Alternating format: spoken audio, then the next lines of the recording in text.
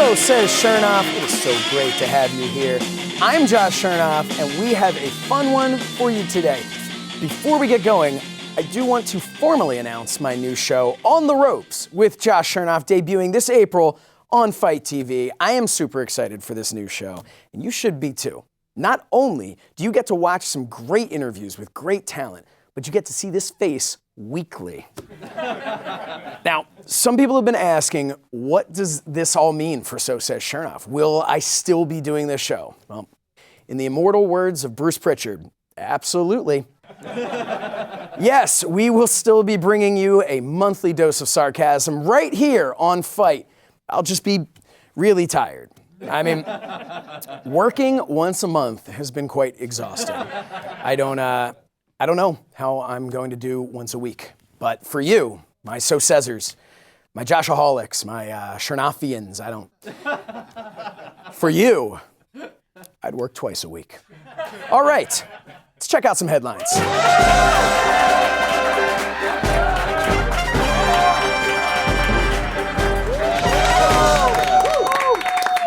Okay, what is going on this month in wrestling? Well, might as well start with this. Wrestling reporter and president of the Elite Fan Club, Dave Meltzer, has been embroiled in a Twitter war with legendary manager and angry guy holding up the line at the drive-thru window, Jim Cornette. It began when Meltzer tweeted about Kenny Omega being a draw in the States, specifically saying, Omega holds the gate record at the Cow Palace. Double or Nothing and All Out had gigantic ticket demands and immediate sellouts, and he headlined all three. Clinging to the idea he can't draw in the U.S. is something invalidated a long time ago. Now, it's no secret that Dave Meltzer is an Omega mark. Is that a bad thing? As a fan, no. As an unbiased reporter, maybe.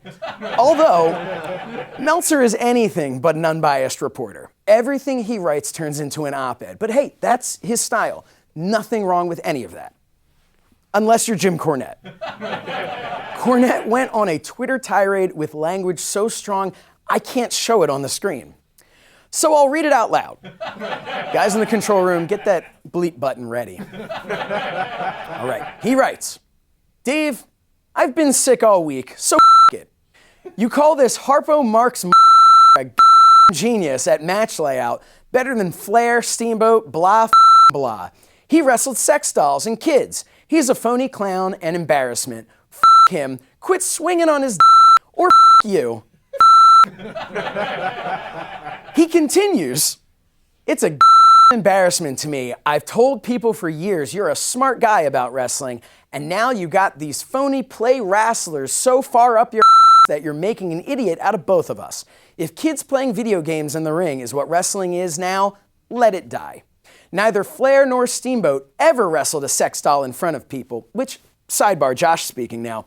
Is he insinuating that Flair and Steamboat wrestled sex dolls privately? Anyway, Cornette continues. Nor continued to make a joke out of the business 15 years later. I'd get banned off here for saying what I wish would happen to Harpo and the rest of his ilk, but you know how I feel, so imagine it. F*** all y'all. And that was that. Until, ladies and gentlemen, I apologize for ever defending Dave Meltzer against people who said he was an idiot. Dave, I hope the balding and Oliver sucking up to you are worth you looking like a lunatic. Better than Flair Steamboat? How about smellier than my dog Hashtag. Is that it? Nope. Cornette adds, Dave, you're senile. It's not too many spots, it's blatant phony silliness and mocking of the business right out in the open, and you know that. But you can't get off Oliver's jock just admit it. For f***'s sake, act your age, not like a Japanese schoolgirl. Hashtag Riho. After presumably letting Cornette rope-a-dope himself, Meltzer finally stepped in with a well-placed jab of his own. He wrote, You mean like a manager with a tennis racket and a tag team that crawls on its hands and knees to the manager to hug in the middle of a fight? How come that doesn't happen in boxing and MMA? And with that, Cornette apologized and said Dave had a point and it was time to put this behind them, and that's not at all what happened. Cornette responded, More like an who lies because he desperately wants to hang out with the cool kids so people don't say he's, quote, out of touch, and sacrifices all his credibility to say Harpo Marx is Frank Gotch. You know he sucks, Dave, and I guess you do too. You, lose my number. By the way, if you're wondering why Cornette calls Kenny Omega Harpo Marx, this is why. Anyway, that was really sad reaction from our audience here. I just feel so bad for Kenny Omega. Anyway, Meltzer replied, lies? You only have name calling to back you up. I only resort to facts. You're getting more and more desperate here. One of us does a modern business analysis of the value of demos and rights fees. The other screams AEW will be out of business by the end of the month. One of us understands the marketplace. The other was clueless. I had hoped every week you'd come around, but now you can't because you dug yourself in a hole. Please dig up and escape rather than continually digging deeper. You have a lot to offer and your hatred is throwing it away. At the time of this filming, Cornette did not respond, most likely because his head exploded. Here's my take. Unfortunately for Cornette, I think Meltzer might be right about his last statement. Cornette has taken such a stand against all of these guys on the indies and in AEW that his pride will never allow him to change his mind, or at the very least, admit that he has changed his mind. I'm an old school fan. I have issues with things like 5 wrestlers huddled up watching their opponent and partner climb to the top rope to jump onto them. It makes no sense in a fight. In a stunt, it makes perfect sense. They're there to catch the talent. But as a fight, it's just silly. Having said that, I like to think I'm able to ignore some of those aspects and just enjoy wrestling for what it is. I think Meltzer and Cornette are on total opposite sides of the spectrum, and both could use an occasional trip to the middle of the argument. Either way, if I had to pick a side, I'm going to go with Meltzer. And if I can agree with Dave Meltzer, then maybe there's still hope for Cornette. Moving on. While the President of the United States and WWE Hall of Famer managed to avoid removal from office this month, the same cannot be said for the co-presidents of the WWE itself, George Barrios and Michelle Wilson. CEO, chairman, and man whose non-pupil part of his eyes are the same color as his face, Vince McMahon, said in a statement, I'll let that sink in for a second.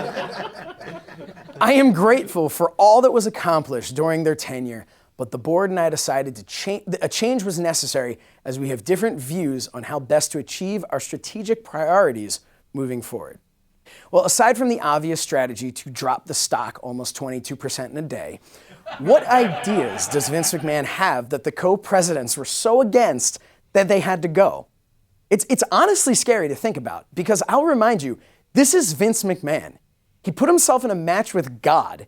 He booked his arch rival to make out with his wife and daughter.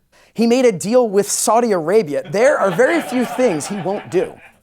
But this is concerning. The WWE steers the ship. Everything trickles down from them. From AEW to the smallest indie fed, everyone is either trying to be like or trying to be different than WWE, but WWE sets the tone. Now, hopefully, Vince and company have a brave new plan for the future that will change the business for the better. I pray it doesn't involve sex dolls or too many flips or Jim Cornette is going to lose his In the end, Barrios and Wilson should just consider themselves lucky that they were removed with votes from the board. We all remember how President Gorilla Monsoon was removed from office. Finally, on headlines, WWE 2K20, the Sin Cara of video games. Not the good one that got fired, the bad one that got fired. 2K20 was snake bit from the get-go. There were more glitches than there are high spots in an indie wrestling match. And even though WWE patched the game several times, it wasn't enough. WWE CFO Frank Riddick revealed during the recent shareholders call that the consumer products division saw a big decline from last year's fourth quarter results. And much like wrestling fans did when they didn't like something pre-NXT, they blamed the game. Riddick said revenues decreased to $30.8 million from $32.8 million in the prior year quarter, primarily due to low video game royalties, which were driven by the company's franchise console game, WWE 2K20. Wow, a $2 million loss because of a few glitches. I mean, this game, it couldn't have been that bad. Let's take a look at these so-called glitches. Okay, that is not how the ropes are supposed to work. That's, but I guess, okay, well, looks like okay, well here, now we're just running the ropes. This is not a big deal, it's just kind of, nope. Yeah, you hate to see when you get kind of right through the neck, but okay, knocked her off the table. She's back on the table, so we're good, she's back on the table. That is a weird way to walk, but at least she's got her on the table. Nope, that's off the table again. Not a good look. This is kind of a bad situation there. Okay, that is definitely not how you're supposed to walk to the ring. Okay, we got a figure eight going. Charlotte's gonna lock in that figure eight. Referee is that is not PG. That is definitely not PG. And that is, okay, that seems to have taken over our set. That is nope, that is on the entire set, and I'm gonna try and get, okay, everybody just save yourselves. This is taking, just go, we will be right back. This is not okay, guys. Did you have somewhat of a resentment towards the wrestling business growing up? I was always pretty bitter about what happened to my father. How often do you see a woman in stripes on TV yelling at a dude, right? It just doesn't happen. I knew that was going to set me apart. What type of a legacy are you hoping for yourselves individually? Being kids, we always wanted to be like our dad. He has so much of our father in him. They said there's going to be a mystery replacement for Shawn Michaels, and it was you. Or you make it, or get the hell out of here. Something that's really surprised you about the pro wrestling business? There's a lot of people who are just mean-spirited I don't know why. I initially was going to go to WWE because Vince Russo wanted me to be a parody of the Nitro Girls. The lows were almost so low that this guy wanted to quit.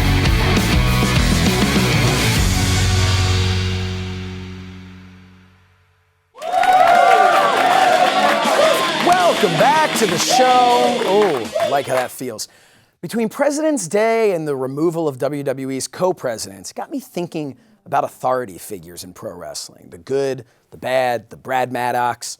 So I thought we would take a look back at the best and the worst and rank them, because that seems like it will eat up 2 segments. So without any further ado, here are the top 5 pro wrestling authority figures of all time.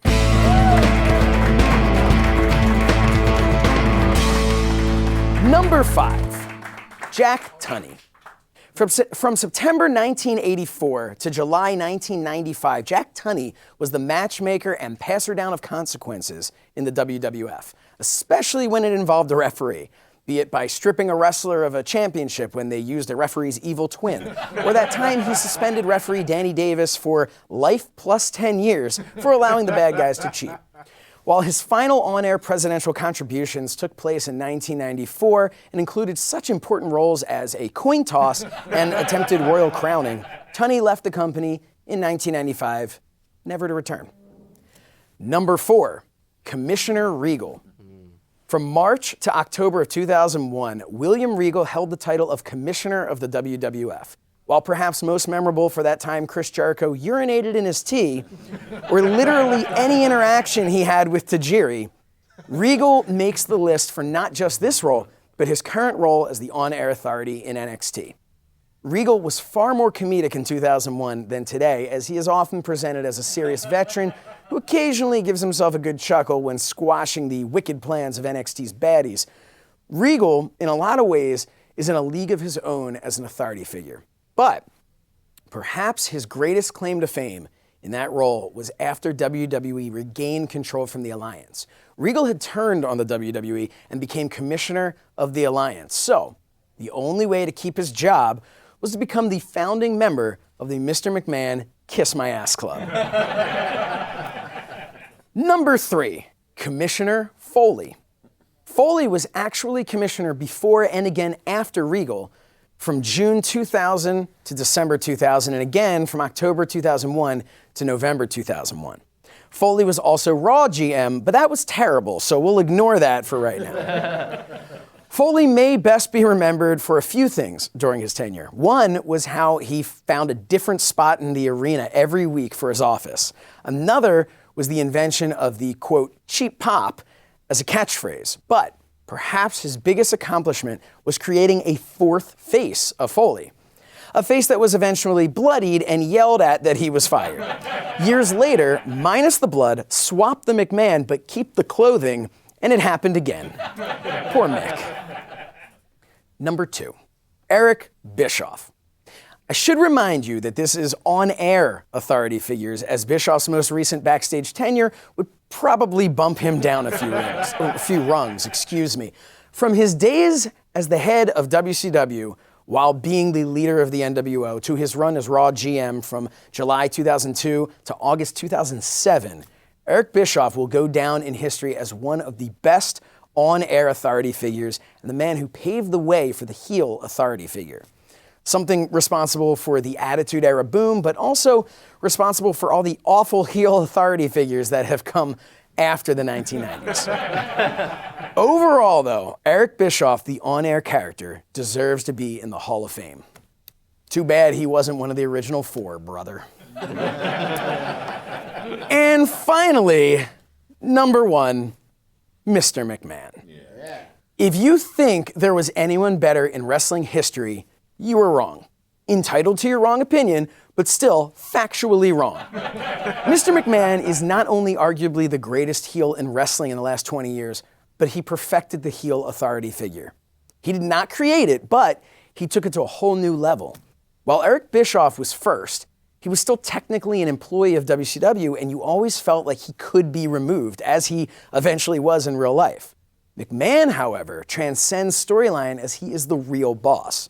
In some people's eyes, Vince McMahon, the person, is a bigger heel authority figure than Mr. McMahon, the character.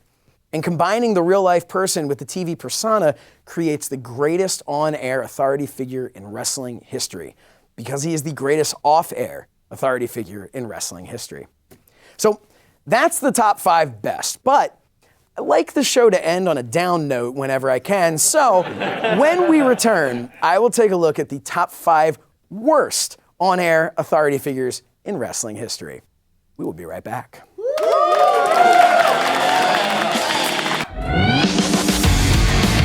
Did you have somewhat of a resentment towards the wrestling business growing up? I was always pretty bitter about what happened to my father. How often do you see a woman in stripes on TV yelling at a dude, right? It just doesn't happen. I knew that was going to set me apart. What type of a legacy are you hoping for yourselves individually? Being kids, we always wanted to be like our dad. He has so much of our father in him. They said there's going to be a mystery replacement for Shawn Michaels, and it was you. Or you make it, or get the hell out of here. Something that's really surprised you about the pro wrestling business? There's a lot of people who are just mean-spirited for, I don't know why. And initially was going to go to WWE because Vince Russo wanted me to be a parody of the Nitro Girls. The lows were almost so low that this guy wanted to quit.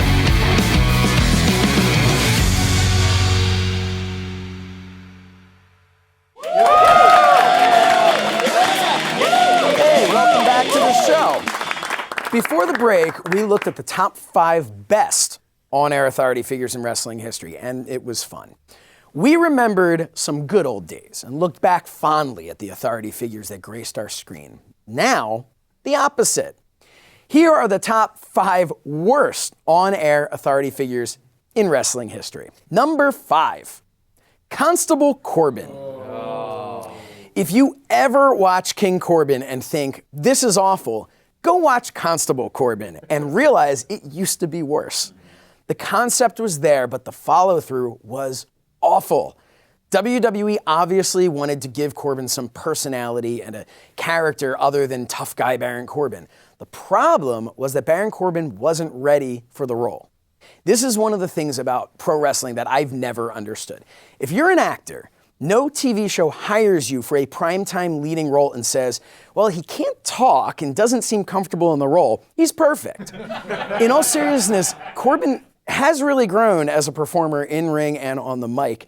Today, he is actually a pretty effective heel, but during the Constable Corbin days, he was brutal to watch. His poor delivery and lack of acting ability took viewers out of the show, and I still believe that much like Snitsky before him, it wasn't his fault. The main segments of your flagship show should not be the training ground for talent. That is literally what NXT is for. Anyway, I'm happy to see his progression since then, but the dress shirt and the vest alone was enough to secure Corbin the number 5 worst on-air authority figure. Number 4, Ric Flair as WCW president. From the end of 1998 to the middle of 1999, Ric Flair was the on-air president of WCW. The reason I put this on the list is because much like everything in WCW at that time, it was just a rehashed version of the Eric Bischoff character or the Mr. McMahon character. Flair eventually gave his son a title, assisted the heels in victory, won a first blood match even though he bled first. The list goes on and on. The one good thing to come out of that time was the debut of Little Nate. All in all, this wouldn't have made the list if not for the fact that it was such a big part of WCW programming with such a big star, but was more or less worthless. In the end, Flair lost the presidency to Sting, who promptly relinquished the authority. So, WCW. Number 3, Stephanie McMahon as the owner of ECW.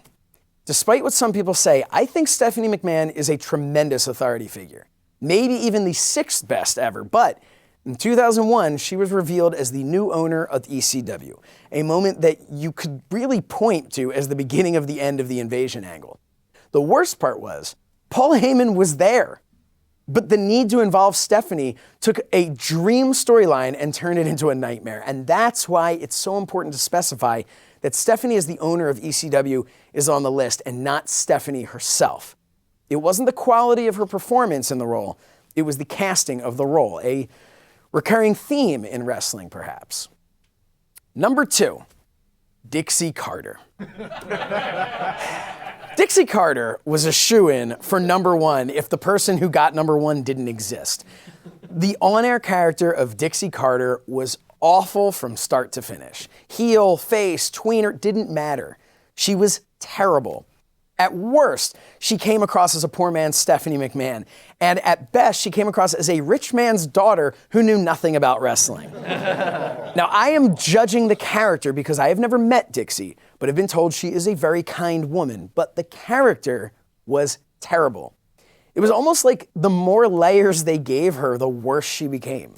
Dixie Carter was best when she was just the owner that greeted fans in the crowd, not the woman having an affair with AJ Styles or getting Claire Lynch off drugs or whatever weird-ass story that was. In the end, the best thing about Dixie Carter as an on-air authority figure was the end. And number 1, Vince Russo in WCW, or I guess really anywhere.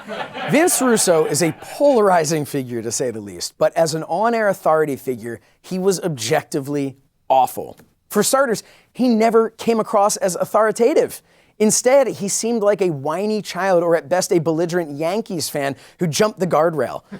People oftentimes think that if people dislike an on-air character, then they are getting heat, and they are good at their job, but sometimes they're just not entertaining. Russo wasn't even just an awful on-air character, he was actually awful at his job in WCW. A point proven at Bash at the Beach when he flipped the script on Hogan and cut a shoot promo in the middle of the ring about how much he hated Hogan and pretty much everything. So, if for no other reason than his on-air mental breakdown, I vote him the number 1 worst on-air authority figure in wrestling history. Do you agree with my rankings? Do you disagree? Sound off on social media and tell us your number 1 worst and best by using the hashtag #TheyTheWorst and hashtag #TheyTheBest, respectively. We'll be right back.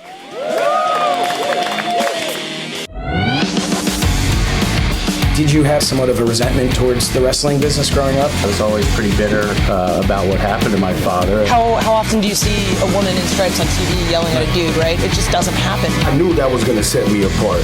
What type of a legacy are you hoping for yourselves individually? Being kids, we always wanted to be like our dad. He has so much of our father in him. They said there's going to be a mystery replacement for Shawn Michaels, and it was you. Or you make it, or get the hell out of here. Something that's really surprised you about the pro wrestling business. There's a lot of people who are just mean-spirited for, I don't know why. And initially was going to go to WWE because Vince Russo wanted me to be a parody of the Nitro Girls. The lows were almost so low that this guy wanted to quit.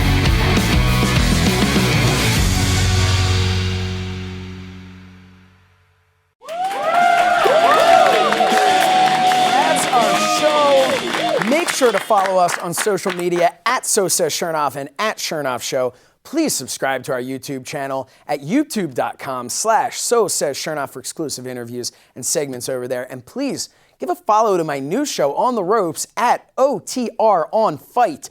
Join us again next month for an all-new episode. This has been So Says Shernoff, because that is what Shernoff had to say. Good night, everybody.